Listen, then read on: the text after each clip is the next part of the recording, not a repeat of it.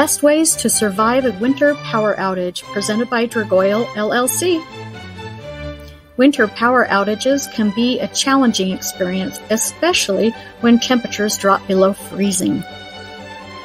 Be prepared for a winter power outage with these sensible tips. It could mean life or death. Wear several layers of clothes and get inside a sleeping bag. Place blankets in doorways to prevent cold air drafts. Stay active to generate body heat and do distracting activities. Set up your tents indoors to keep the warmth confined. Use your hand warmer packets and use your generator outside. Use your car battery with the correct adapter.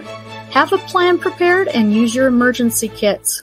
Stay informed with the radio and don't panic. For the full informative article, please visit Dragoyle.com and click on Dragoyle Diary. Thanks for listening. This was Coach Trina at Dragoyle.com. And please share this video. Thank you for watching.